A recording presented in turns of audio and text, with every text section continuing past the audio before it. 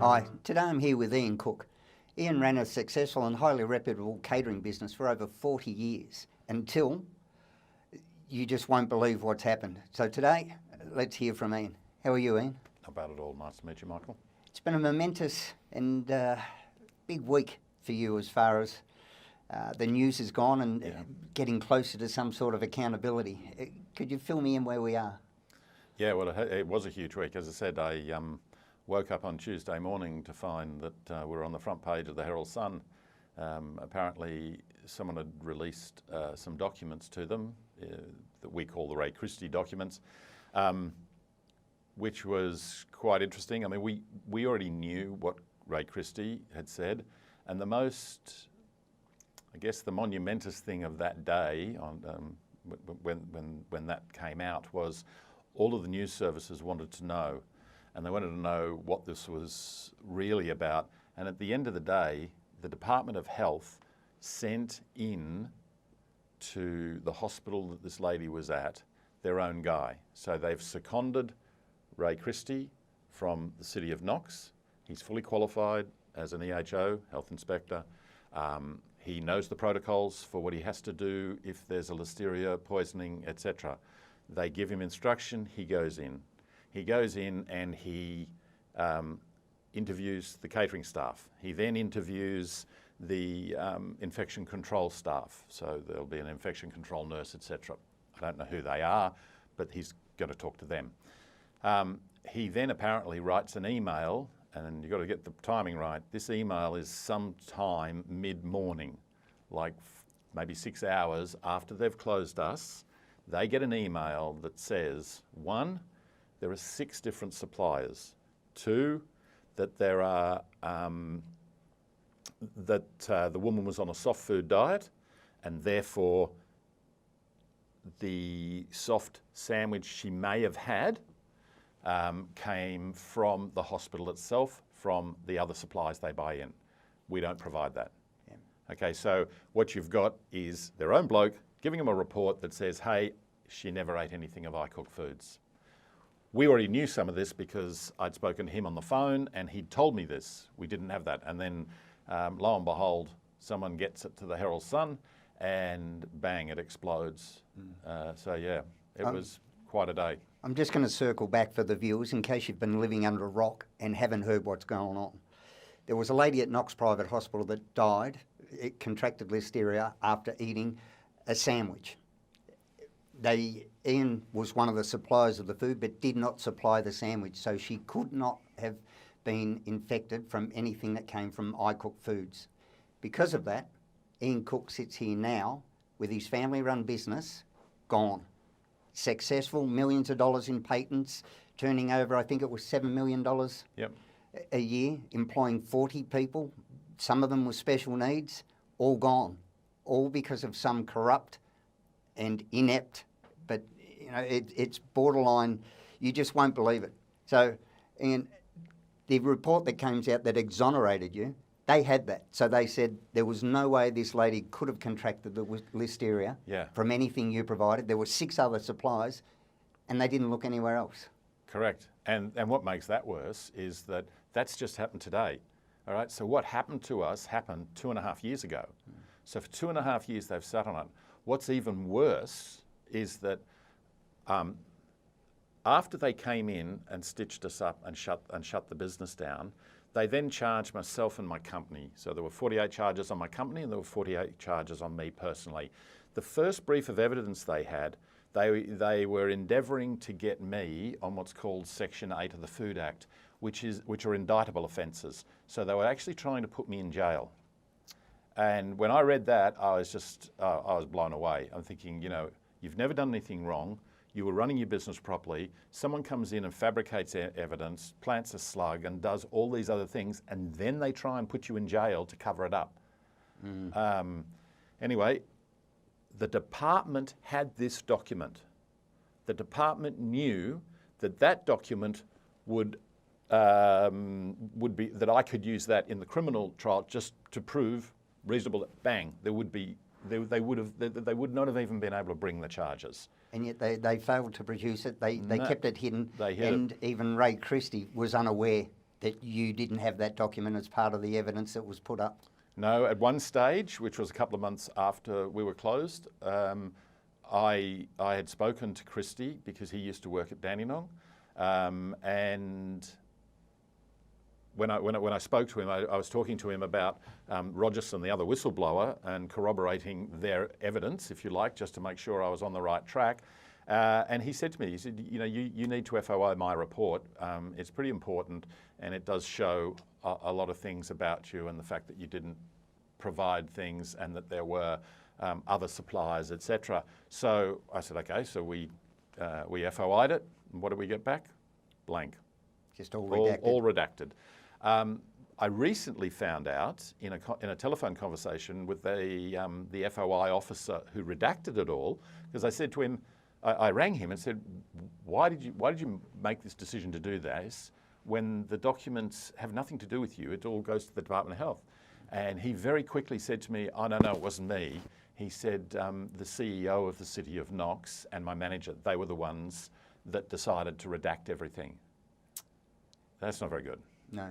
Why iCook Foods? Why would you explain to me about Community Chef? So Community Chef was our largest competitor. We've read a lot of their documents and board papers and other stuff. And what we found was that towards the end of 2018, going into 19, they had been audited by Vargo, so Victorian Auditor General. Vargo had told them that they needed to go to the health department and confirm that they still had, if you like, $1 million of free money if they needed it. To be trading solvent. To be trading solvent. Otherwise, they would be trading insolvent. And obviously, you couldn't. You know, that would be terrible particularly for something owned by local government. Anyway, so they go to the department. They get that money and more, apparently. Running into 2019, they had tried to make themselves indispensable to the public health system by doing texture modified foods. Sometime in there, we had our local member, Gabrielle Williams, write up that we were the world leaders effectively in texture modified. What we were doing outstripped what they did 10 to 1. We were about to do a tender for HPV, which is Health Purchasing Victoria. If that had gone ahead and everything had happened, that would have wiped out their chances. Because you would be the preferred supplier. Yeah, they can't do what we could do. Why do you think the government would set up Community Chef? Look, Community Chef was originally set up back in I think the original the original funding was guaranteed to them in 2008. I'm doing that from memory now. It was during the GFC. So the infrastructure minister was Anthony Albanese.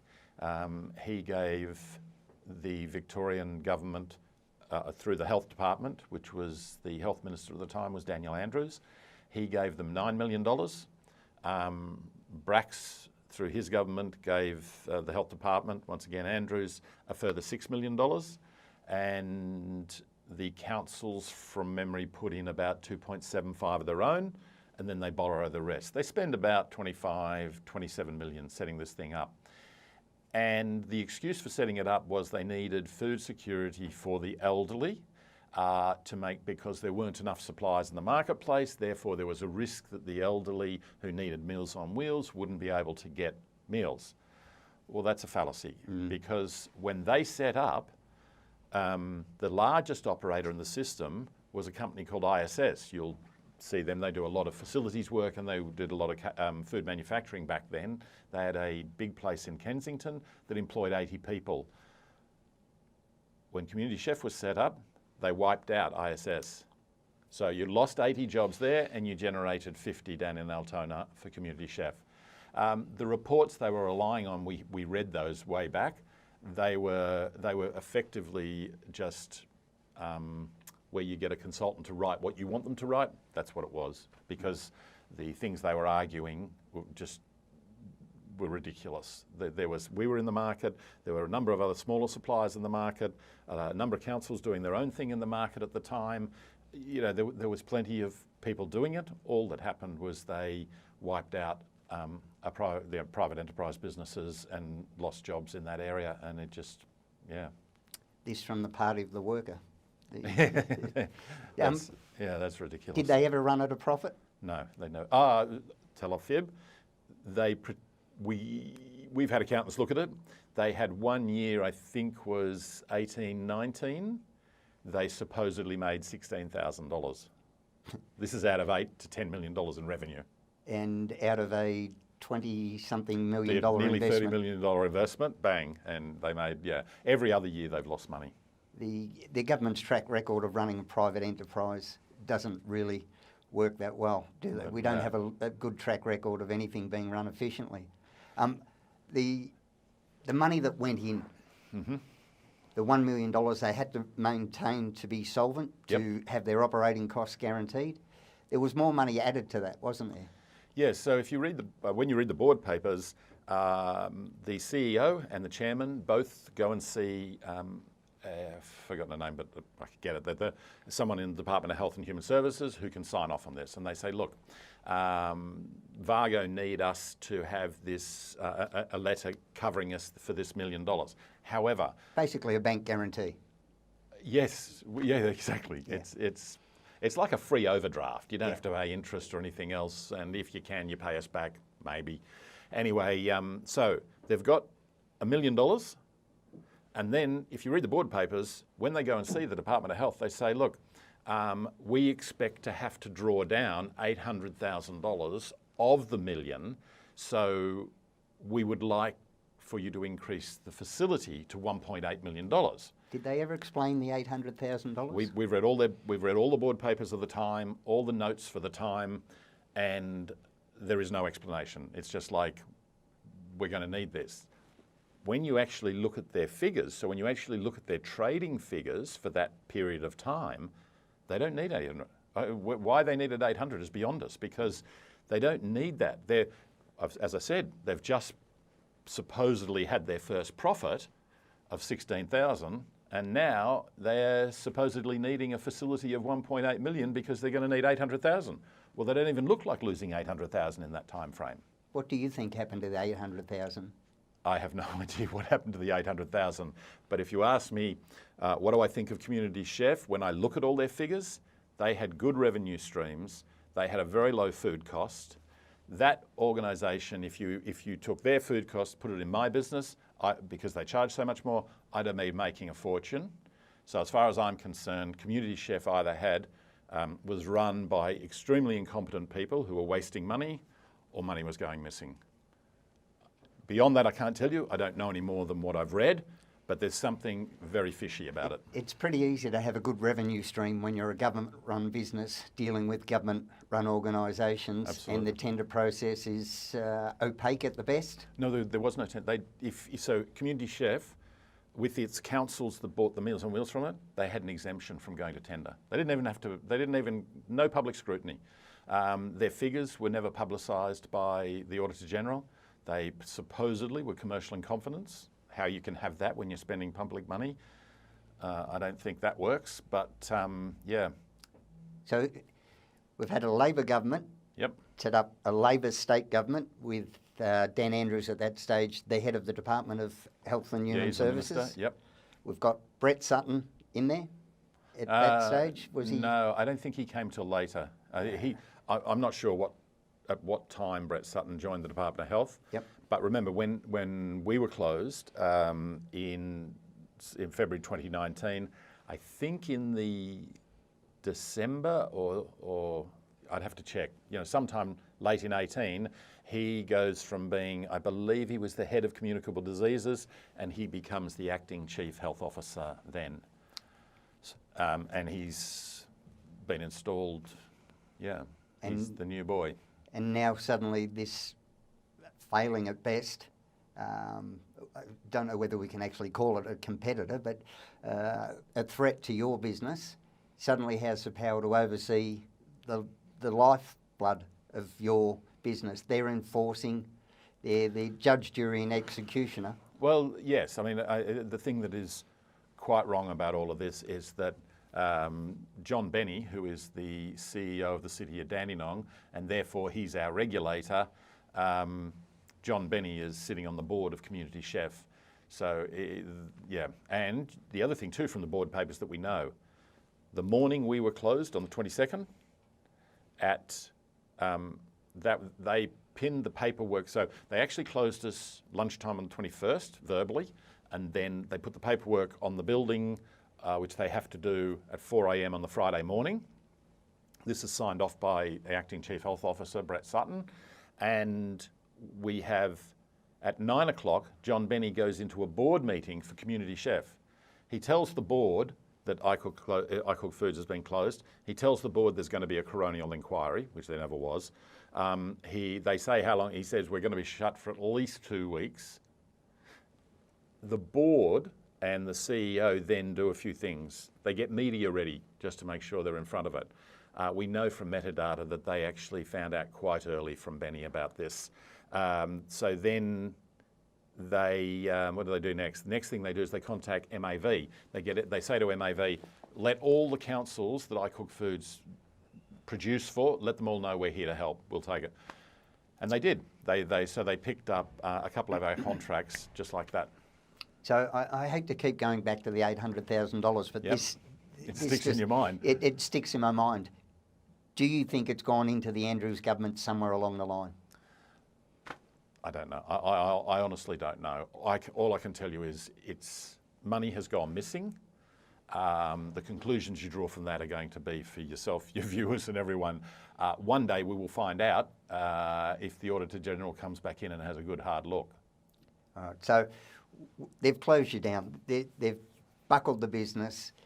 They've been opaque in their dealings. They haven't been forward with a document that would have shown that, gee, there were 6 other suppliers and you didn't supply the sandwich that they're alleging was the source of the listeria. They know that. Yep. And yet they still went ahead and they hit you with 48 charges for yourself personally and 48 for the business. Yep. We get to court on the day. Yeah. Turn up at court.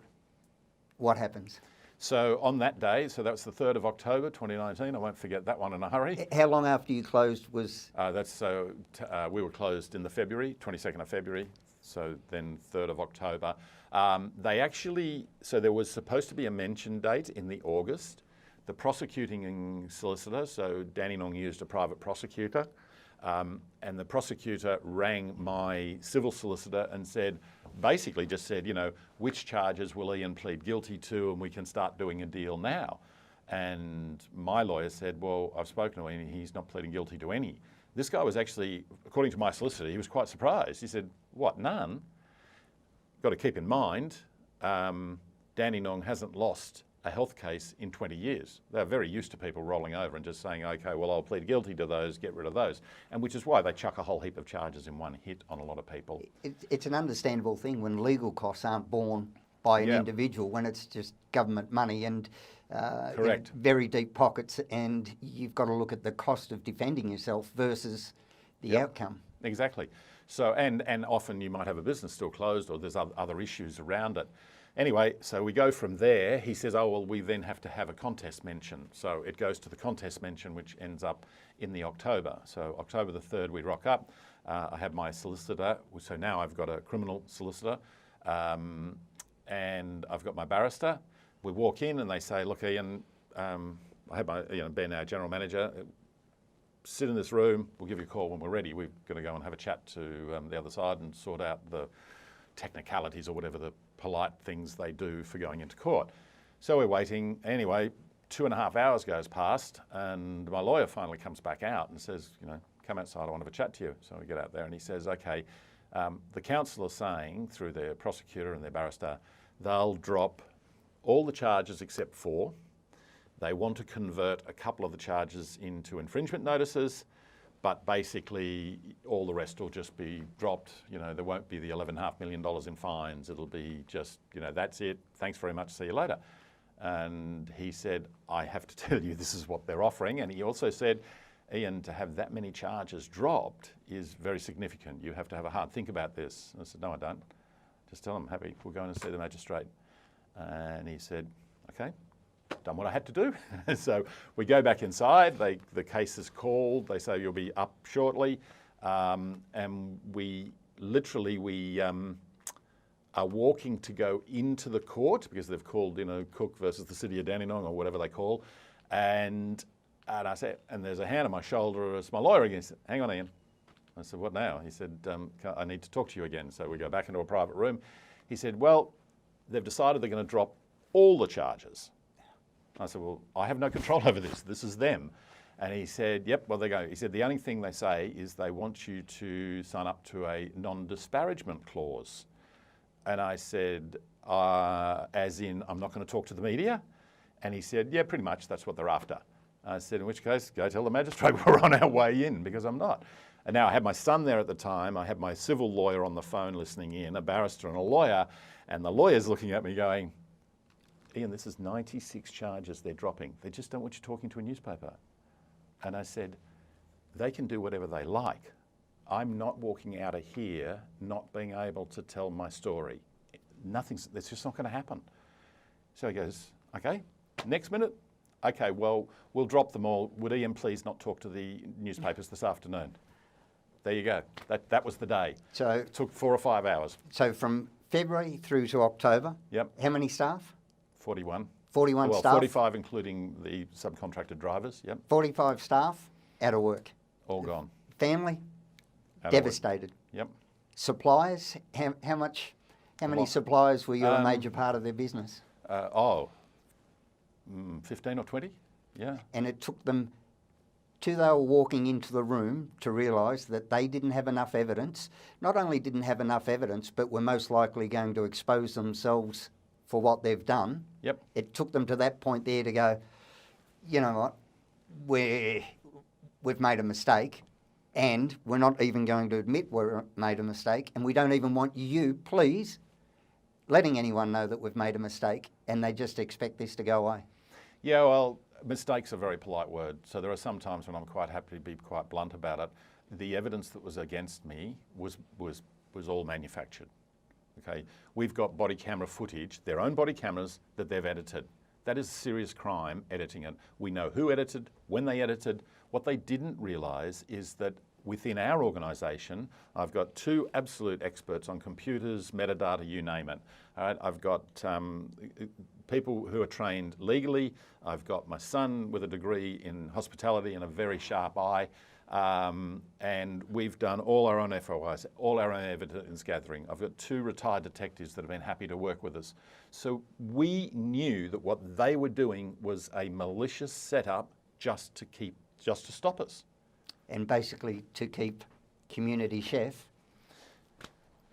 which was set up by the Labor government. Yep. That they've got money that's, their accounting practices were less than. That's right. Look, it just doesn't. None of it stacks up. None of their figures stack up. As I said, there's 2 ways of looking at it, and you just say you've either got incompetence or you've got people doing the wrong thing. And I wish I could tell you which was which. At this point, Brett Sutton was the head of the Department of Human so Health he's the acting when he closes us. He then, I think in the March, they confirm his position as the Chief Health Officer. Now he's got this information, these documents all the way through. Now you have to say, did the person, the lead investigator who got the Christie documents, he's the one that everything goes to. Did he give them to Dr. Sutton, or did he keep them to himself? You know what? I believed in the system before all of this.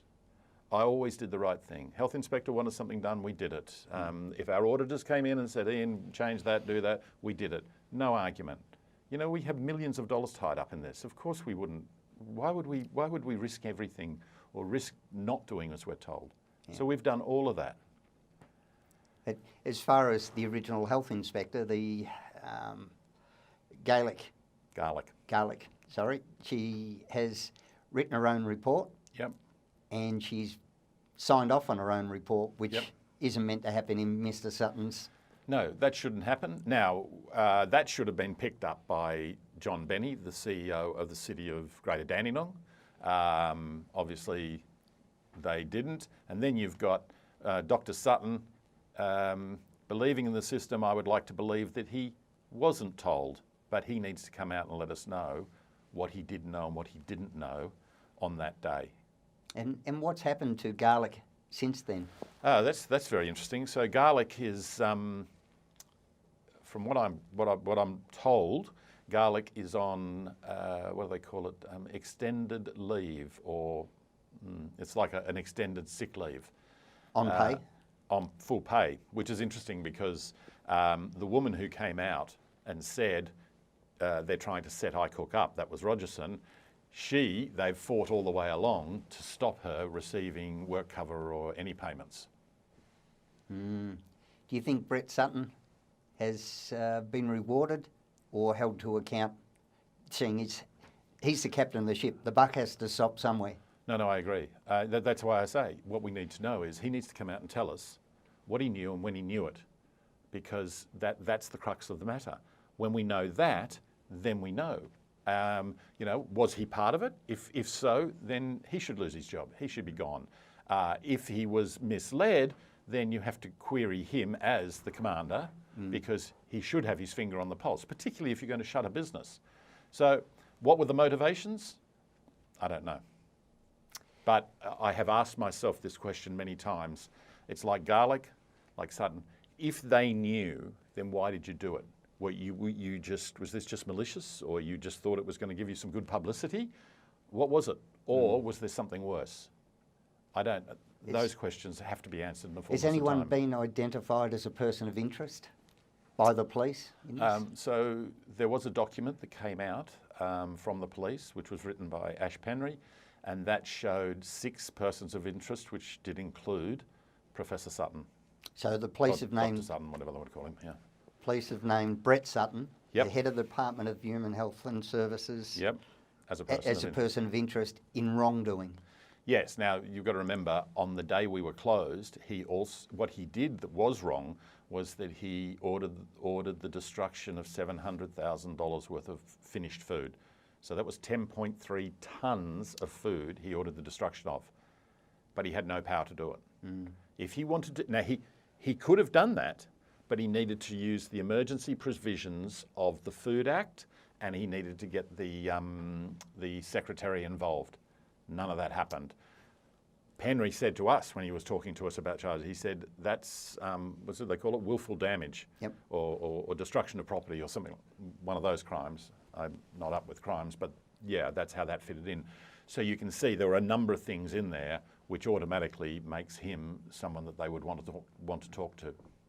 All right, Ian, we're going to have to let it go today. This is just a fascinating and shocking story. I urge everyone to do some research, to look this up, to have a listen to Andrew Bogut's got a great podcast out on it where Ian's spoken at length about this, where he can go into a lot more detail than I can. And where to from here, Ian? What's the hope? The hope now is that there's 2 things we want. One, we want to go through with our litigation and be compensated, because we have lost an enormous amount of money out of all of this. But money's money. Part of the healing process is making sure that these people are held to account. So we do want the police to take it seriously. We do expect that these people should be charged. And that's part of the healing process for us as a family, but it's also to prevent these people doing this to another family or to another business. Because if they get away with this, they'll be emboldened and no one is safe. All right, Ian. Thanks so much for coming today, and the best of luck with this.